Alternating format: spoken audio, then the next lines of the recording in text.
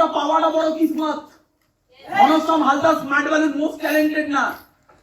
হাতি ঘোড়া হেভি কিছু করেছে, বাকিরা করতে পারে না। ঘনশ্যাম হালদার যতটা করতে পারে সবাই করতে পারে, ইচ্ছার অভাব। এই যে আমি বলছি, এই যে রেকগনিশন, কটা লোক রেকগনিশন পায় মার্কেটে? তুমি বাইরে বেরিয়ে কটা লোককে দেখো ব্লেজার করে ঘুরে বেড়াচ্ছে? আমি তো দেখি না। তুমি মার্কেটে কটা লোককে দেখো ভালো জামা কাপড় পরে ঘুরে বেড়াচ্ছে? বেশি বেশি যেতে হবে না, ভালো জামা কাপড় পরে ঘুরে বেড়াচ্ছে। তুমি যা এডেলের টিটিকে দেখো তো ভালো জামা কাপড় পরে ঘুরে বেড়াচ্ছে কিনা দেখো। তুমি চলে যাও বারাসাতে, তুমি চলে যাও যে কোনো জায়গায়, উকিলকে দেখো তো ভালো জামা কাপড়, উকিলের ড্রেস দেখবে তুমি, ল নিয়ে পড়েছে, ড্রেস দেখবে তুমি, তাহলে বুঝতে পারবে লাইফস্টাইল কি। পয়সা কামায়, লাইফস্টাইল নেই, সারাদিন দৌড়াচ্ছে, সারাদিন টেনশন। কাস্টমারের মতো এখন একটা ক্লায়েন্ট খোঁজা কাস্টমারের মতো ব্যাপারটা হয়ে গেছে। Is that clear? Yes or no? এখন নিজের ফিউচার নিয়ে টেনশন, ল নিয়ে পড়ার পরে কাস্টমার খোঁজার মতো ক্লায়েন্ট খুঁজছে একটা লয়ার। একটা ক্লায়েন্ট পেলে তাকে তার স্বার্থের পিছনে কাজ করছে না, যে আমার কাছে একটা মহাবিদ্যা আছে, আমি যেখানে একটা মানুষকে ইনসাফ দিতে পারি, আমি তার জন্য কাজ করবো না। ক্রিমিনাল লয়ার আরো বেশি টাকা। ক্রিমিনাল লয়ারের কাজ কি? যারা ক্রাইম করেছে তাকে লজিক দিয়ে বাঁচিয়ে নিয়ে বেরিয়ে আনা। একটা মার্ডার করেছে, তাকে হায়ার করা হবে।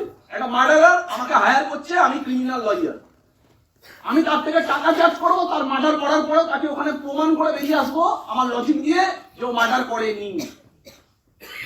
কোথায় অনেস্টি? আওয়াজ পাচ্ছি না, হ্যাঁ কি না? কোথায় অনেস্টি? হসপিটালে গিয়ে সেলসম্যান হয়ে গেছে, ওখানে ডক্টর মানুষকে চাইলেও ওপেন। এগুলো নিজেরা যেদিনকে ফেস করবে হয়তো লাইফে বুঝবে আমার কথাটা কতখানি কার ঢুকবে না ঢুকবে আমি জানি না। কারণ যে প্রত্যক্ষদর্শী হয় তারা যতটা বোঝে বাকিরা বুঝতে নাও পারে। ওখানে একটা ডক্টর ওপেনলি তোমাকে ভালো সাজেশন দিচ্ছে না, কারণ তার টার্গেট আছে।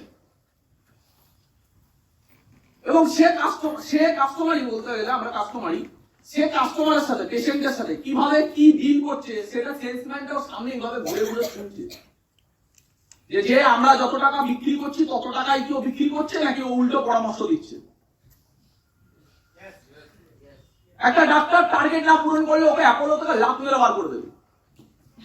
ওখানে কেরিয়ার বানাতে গেছে, এখন ওর কাছে এমন জায়গায় চলে এসছে, এমন ওর কাছে এমন দায় যে নিজের কেরিয়ার বাঁচানো দায়।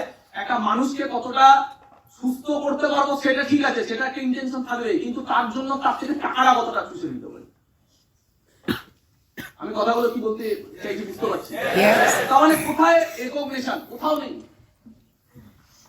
এই ঘরে যদি 1000 জন, 1500 জন, 2000 জন বসে আছে, আমার মতো বাকিরা যারা, আমি যদি একটুখানি বুঝতে পারি যে আমার মতো শাহরুখ খানের মতো রেকগনিশন আমি কোনোদিন পেতে পারতাম না স্মার্ট ভ্যালু বাইরে। আমি কেউ না, আমাকে কেন মানুষ হয়ে যাবে পাগলামির মতো, আমি কেন লাইফে ক্রাউডটা পাবো? কোনোদিন সম্ভব হতো না। স্মার্ট ভ্যালু বাদে, নেটওয়ার্ক মার্কেটিং বাদে একটা মানুষ ওই সেলিব্রিটি লাইফস্টাইল কোনোদিন পায় না, রেকগনিশন কোনোদিন পায় না। একমাত্র যদি পায় সেটা হলো একমাত্র নেটওয়ার্ক মার্কেটিং।